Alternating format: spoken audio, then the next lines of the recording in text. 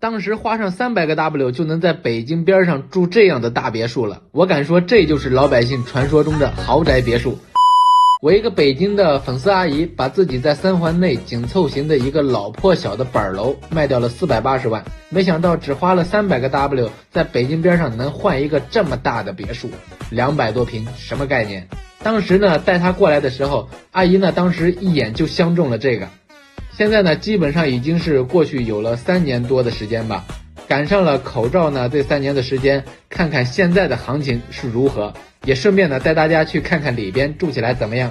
要说自己呢也是真会盘算，每个月有养老金，养个保姆，再供上平时吃喝，一点问题都没有。一进来咱们眼前看到的就是一个比较有隐私感的私密过道，我去，这房子收拾的跟样板房一样，不愧是家里雇了保姆啊。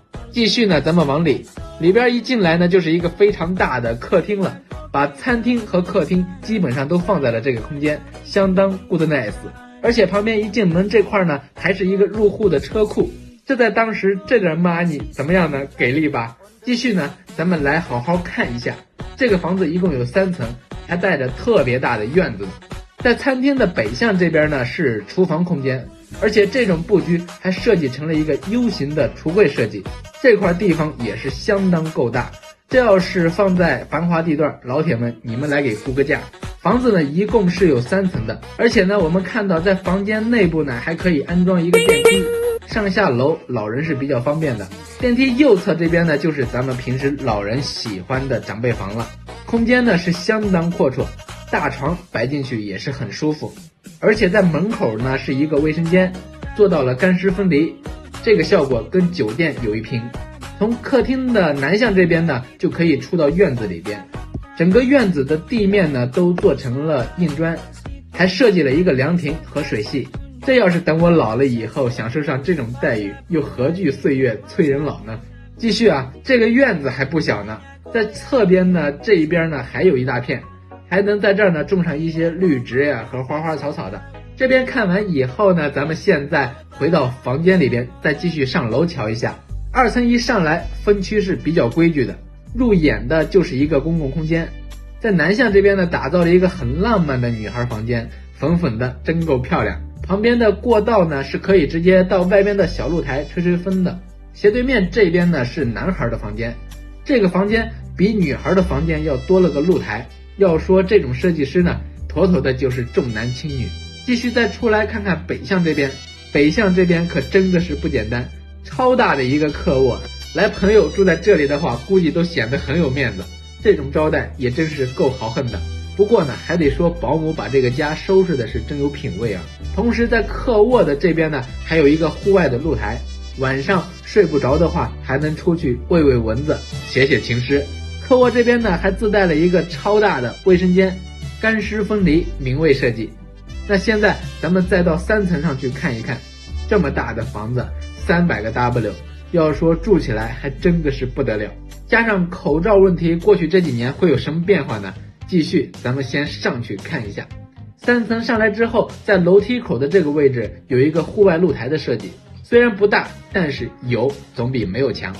扭过来一看，是一个比2层还大的公共区域。北向这边呢还专门搞出一个大屋子，做了一个书房，这就是传说中的老板办公室了。南向这边呢是正八经的主卧，一般呢都是老人给自己的子女留着来住的。主卧呢让人没想到的是设计了一个连廊的卫浴间，整个区域和卧室都给打通了。老铁们，你们说这种设计不会把卫生间的那个臭味直接飘到卧室来吗？我也想说，照顾好设计的时候呢，你也得照顾一下住的感受嘛。我觉得还是要装一个推拉门好一点。好了，到这里呢就把这个房子直接给他看了一遍。疫情这几年呢，大家都感觉这个房价是在往下，但是像这种粉丝阿姨选的这种大别墅呢还是比较给力的。问了一下这的人，差不多像这种的现在都得400多个，不到500这个样子。有钱人的世界真的是无法理解。这老板花150多万装修好的别墅，刚住2月就要卖掉，说是赔多少也不带在这儿住了。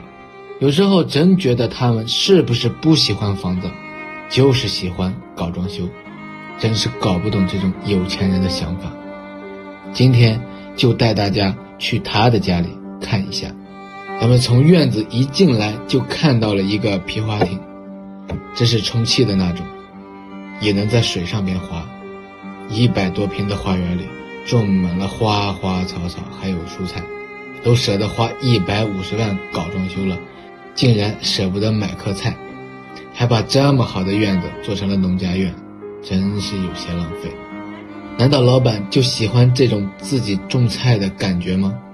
从这房间刚进来就感觉到扑鼻而来的金钱味道，看看这墙上地上铺满了大理石。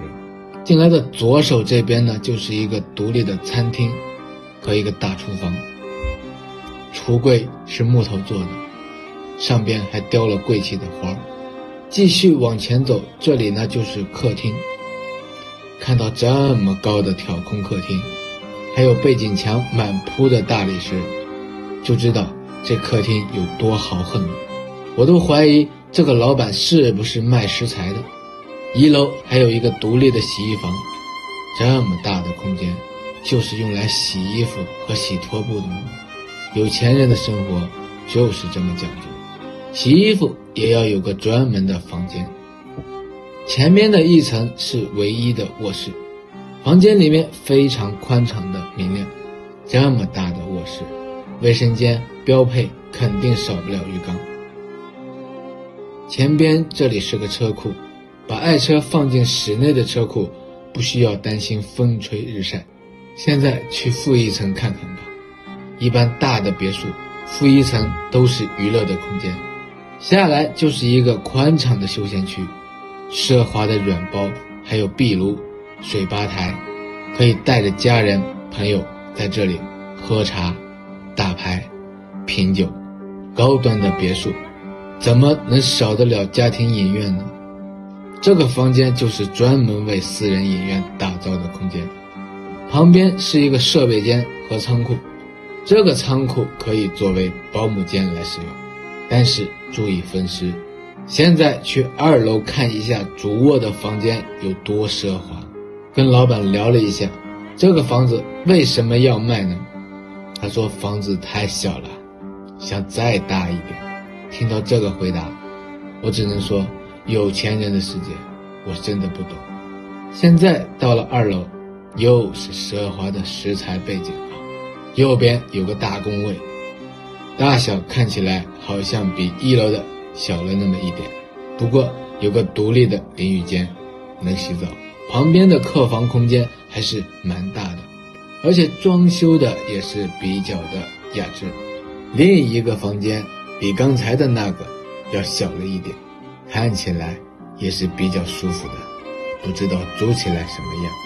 这里还有一个阳台是可以出去看外边的。2楼整体还是比较宽敞，这里呢是挑空的休息厅，进去之后这边还是主卧的空间，布局相当方正，装修也是比刚才那2个房间稍微的费了一点心思。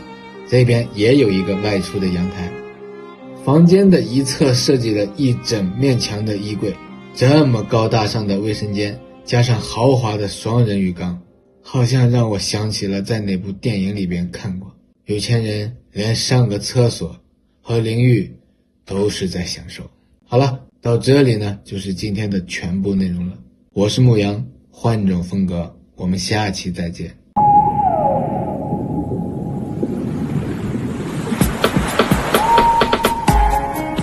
很大的房子还能买吗？不少网友提出质疑。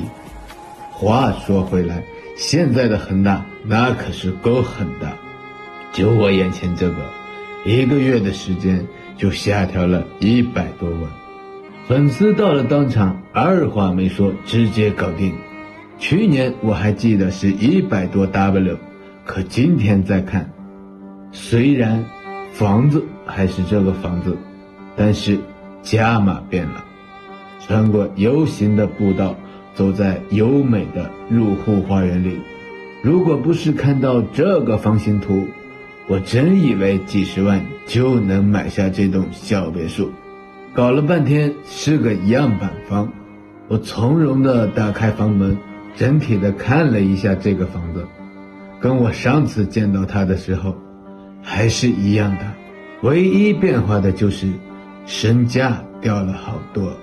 餐厅依然是那个餐厅，墙上依旧挂着我爷爷辈儿才能翻阅到的报纸，客厅还是那么宽敞，阳台的落地窗一眼就可以望到外边的景观，让我误以为这里就是庄园。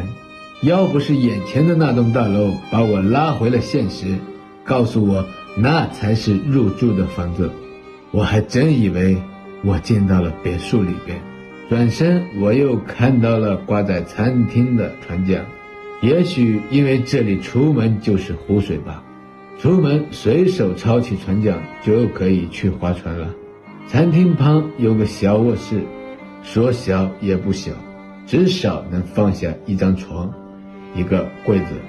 厨房是个一字形的空间，洗、切、炒的走位一个都不能少。走到里边还有一个小阳台，放了个洗衣机，这个算下来差不多有90多个平吧。现在再进到是个主卧，比刚才的那个房间还要舒服多了，大衣柜、双人床，这应该才是家的样子。同时在窗户的位置还有一个大飘窗。卧室的外边是个卫生间，小小的空间，马桶、淋浴还有洗手台摆放的也是这么合理。在这里还能开窗通通风，真的不可否认的就是我的粉丝很有眼光。好了，今天的内容就跟大家分享到这里，我是牧羊，咱们下期再见。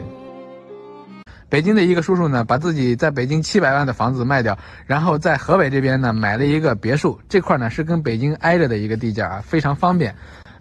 最后买完别墅呢还剩下了300万，这样的话吃利息应该是生活起来非常舒服的。Hello， 大家好，我是带您看好房的牧羊。今天呢，我们就一块儿去北京的这个叔叔家里边看一下，因为叔叔当时的时候是把北京那个房子一下子给卖了700万。说是在这边可以住上一个大别墅，所以叔叔选择的这个房子呢也是特别大的。平时叔叔呢跟阿姨2个人也就在这儿，老了嘛，退休遛个弯啥的，生活呢也没有那么紧张了，因为都退休下来了。我天哪，据叔叔说是不到400个就拿下这么大一栋别墅。今天呢咱们去看一看里边。眼前这一块呢就是叔叔家的这个进户的这么一个地方，这个是独立入户的，它是带着一个特别大的车位，而且这个花园的面积也是挺大的。这个房子大家可以看一下，是一个3层的，而且呢都带着这种大露台，也挺敞亮。因为叔叔这个房子是今天入手的第1天，就是里边什么都没有。现在呢咱们直接可以进去看一下，这个房子是特别大的，我觉得老两口挺有眼光，在这儿生活的话，他们说特别省钱啊，在这儿生活起来的话也比较方便。这块一进来之后呢，就是一个特别大的客厅空间，而且在北向这边呢，还有一个特别大的户外露台，是直接可以通到后院这个地方的。转过来之后呢，大家可以看一下，整个房间的这个层高是非常高的，大概有3.3米左右。南侧这一块呢，这个空间呢就是餐厅的一个地方了，而且在南向的餐厅这一块也有一个将近于落地窗的感觉。转过来之后呢，这边就是厨房的空间了。厨房这边大家来看一下啊，层高也是特别高，而且里外里隔着这种空间呢也是比较实用。2层上来之后呢，大家可以看这有一个公共区域啊，上楼梯之后转过来的右侧这一边呢就是一个卫生间，卫生间跟刚才1层那个感觉是一样的，而且旁边呢也是一个卧室，这属于2层的卧室，里面也特别大，层高主要是特别高，觉得这个真的是太划算了吧，有点。然后往里走呢，继续来看一下里边这一侧，跟1楼的大客厅的布局是完全一样的。我操，在2楼这块还有这么大一个空间。然后在这个北侧这一块呢，有这么一个露台是可以出去的，打开窗户就可以出去了。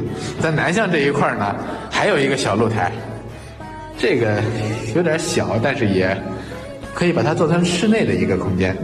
再往里侧这一块呢，又是一个公共区域，我觉得在这一块可以放一个小书桌什么的，到时候来这儿休闲一下也是没有问题。2层这一块呢，有一个空间可以打成衣帽间，然后旁边这一块呢就是卫生间，这个卫生间也是可以做成干湿分离那一种，没有问题的。